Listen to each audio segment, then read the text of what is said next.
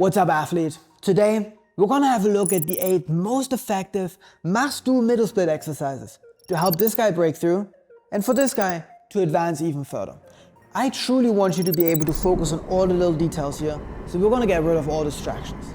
Before we can get started with the exercises, let's have a quick recap of what it actually takes to do a middle split. In the middle split, the legs are open wide and our knees are fully locked. The adductors are the muscles responsible for closing the legs. So logically, the main working point for the middle split is going to be the adductor. Additionally, your hamstrings are working in a very particular angle. If your hamstrings are tight in your middle split, your knees are going to bend and you're not going to be able to get into a favorable middle split position. Lastly, your knees are always going to have to point in the same direction as your head, no matter if you're laying or if you're sitting up. But enough of that, let's talk exercises. A good exercise must deliver on 3 aspects. Number 1, it needs to be clear and easily understood. If you don't know what you're stretching and how to accomplish it, you cannot expect to have any good results from it. Secondly, an exercise must be scalable. You need to be able to adjust it towards your current level, whilst allowing you room to grow. And lastly, an exercise shouldn't be overly complicated. Basically, whenever I try to find a new exercise for you guys, I put myself in your shoes and I think, how could you possibly mess this one up? And then I try to add equipment and technical details to make it as impossible as humanly possible for you not to mess it up. The first exercise that we're going to look at today is a great way to lubricate the joints and it's really good to use as a dynamic warm-up at the beginning of your training. In this alternating plie, the idea is that you practice pushing the legs open. You're externally rotating your legs in each rep. You want to basically imagine that you're in a toaster. You don't want to burn your knees or your hips.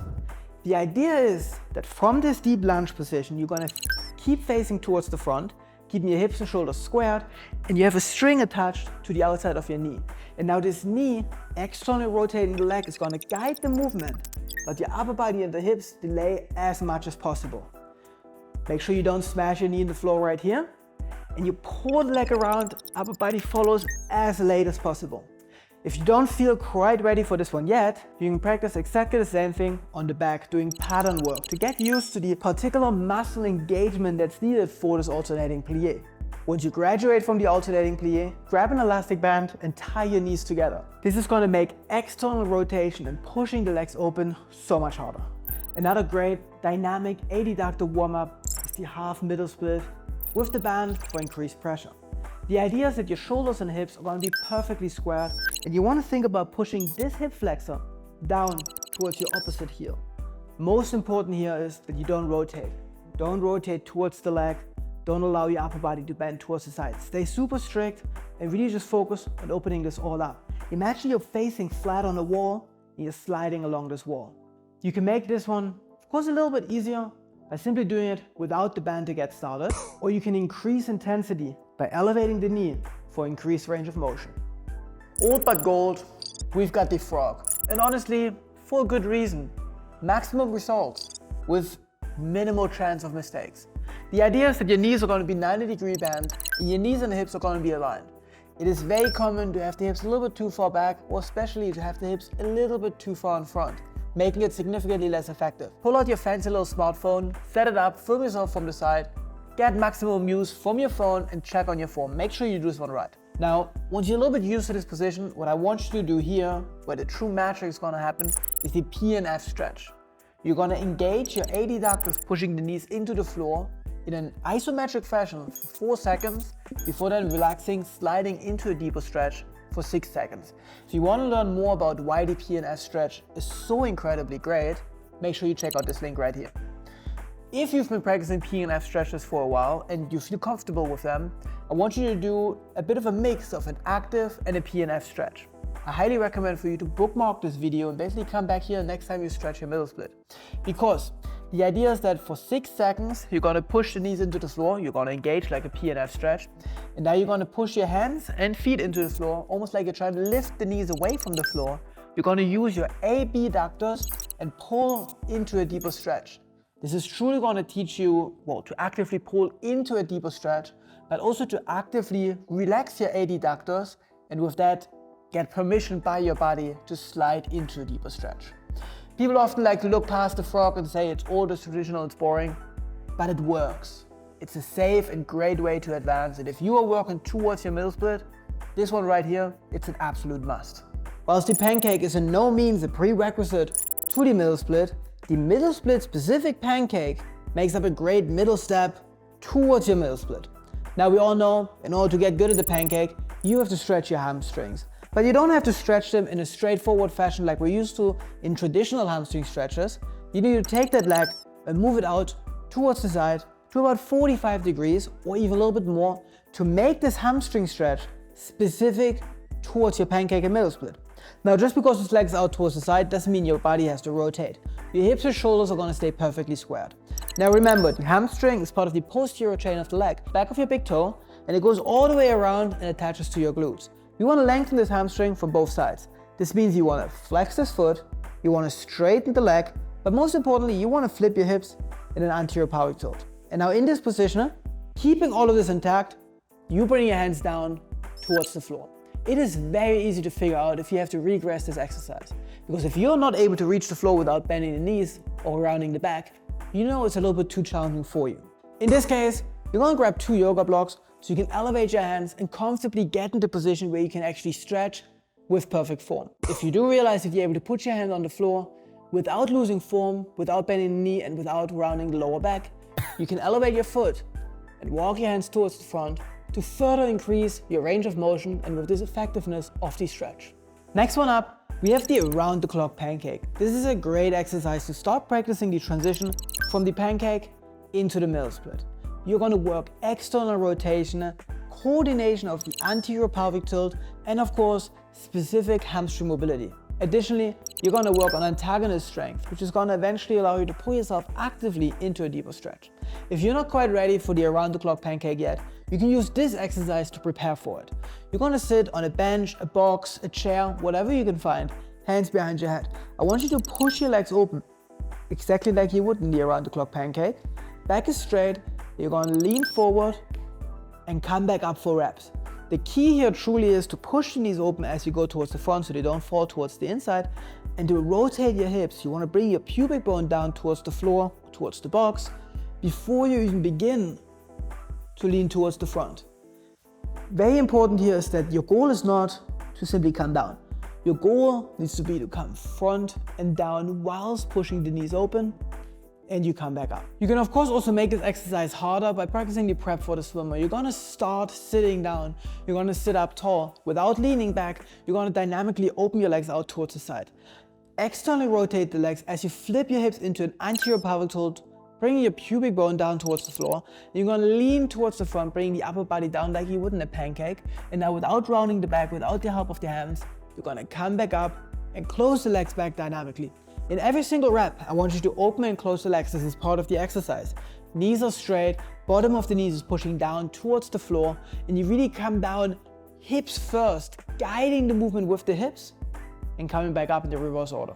Now, a really outstanding way to finally go from the pancake to the actual middle split is to practice the pancake with the elastic behind the back. For this, you're going to place the band around your lower back and then around both of your feet. Now the advantage here is that this band is not only going to pull your legs open, basically pulling you towards the middle split, but especially it's going to push into your lower back, helping with this anterior pelvic tilt, with bringing the pubic bone down towards the floor before we even lean towards the front. And now here's where the real magic happens. If you're good at this and you're starting to get more flat, the elastic is going to want to slide off your back, and you don't want to hit the back of your head with the band, obviously. So you have a strong motivation to keep that anterior pelvic tilt and to keep the band where it needs to be, and frankly, you form the way it should be. See what I said earlier? We introduced props to make sure you can't mess it up? That's that moment right here. If you're fairly advanced, you can elevate your feet, but now you really have to make sure the band doesn't slide. You really have to keep the anterior pelvic tilt, because as soon as you relax and let yourself slap down, the band slides up and you lose. And then of course, in the other end of the spectrum, if you're just at the beginning of your flexibility journey, you can elevate your hips, flip your hips in anterior pelvic tilt, and then wiggle your hands out towards the front to truly scale this exercise towards whichever level you're currently at. For this next one, we're again going to use the band, and getting in and out of the band is really not that comfortable, so I'm just going to try to transition into this next exercise, keeping the band on, to spare you guys the struggle of putting it back on. Oof. The next exercise is the middle split on the back with the band. The idea is that you engage your knees to truly stabilize them to protect them from injuries, that your feet and hips are on a perfect line. The elastic band is going to pull the legs down, so you might need a second one or a very strong one to actually apply pressure. If you're just getting started with this exercise, it's really important that you don't actually use the band, because you want to get used to engaging the knees and protecting them before you start to apply pressure on your feet. Make sure that your knees are truly pointing in the same direction as your head and that everything is in one line. Here, once again, it's a great moment to pull out your fancy smartphone and film yourself from the side to actually check on your position. And then eventually the day is gonna come when all the elastic bands in the world, or well, at least all the elastic bands that you have at home right now, combined on your legs, simply don't offer enough pressure anymore to truly pull you into a bigger middle split. At this point, you're gonna have a look around and find some ankle weights. Ankle weights are more scalable. It's gonna become easier to actually progress and to see how much pressure you're putting on your legs. Yet, you always gotta keep in mind, you're putting pressure on your knees in a very strange angle. If you're not able to straighten your knees in this position just yet, you have to take a step back. You're not ready yet to apply advanced pressure with the ankle weights. Lastly for today, we have an exercise that over the years I've learned to, let's say, dislike a little bit less. It's a tough one, but very important. It is crucial that very on in your flexibility journey, you include active exercises into your training. It's going to be for two reasons. Number one, when you're doing a middle split, there's not a lot of gravity force that's pulling you down towards the floor. So simply getting down by relaxing your hip joint is unlikely. You need to train your antagonist muscles, the opposite muscles, to learn to actively pull yourself into a deeper stretch. Secondly, practicing active flexibility is going to help you prevent injuries and simply get more stable and healthier in the positions. The exercise that we're going to do here is the good old fire hydrant.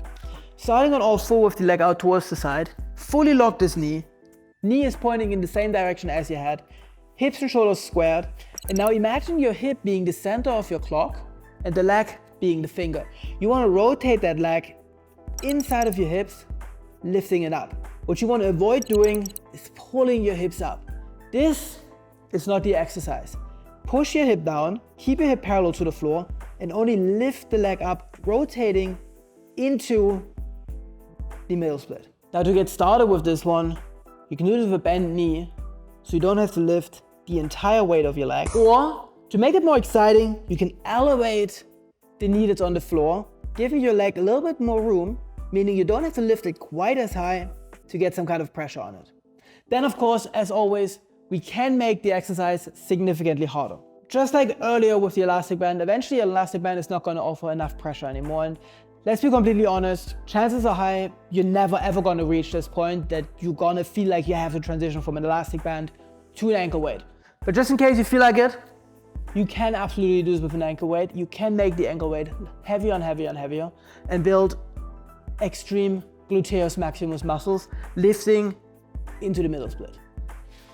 Damn, that was a lot, but I pulled through for you guys. Now, if you want to actually learn how to put all of this together into a sensible program, progressively overload and properly prepare for these little fire hydrants and not do them just once every blue moon and basically injure yourself for a YouTube video, then definitely go and have a look at my online program, The Middle Split Revolution. You're gonna have all of this put together into daily workouts to help you achieve your middle split fast and especially safely. If you want to stick to YouTube and just study a little bit more, then have a look at this video where I go into painful detail how exactly you can achieve the middle split, what are the limiting points, and how technically you have to line yourself to make this work for you. If you want to speed up your flexibility progress, check out this video here with 10 science-based flexibility hacks to get you to your goals even faster. Thanks for watching, get to work, subscribe.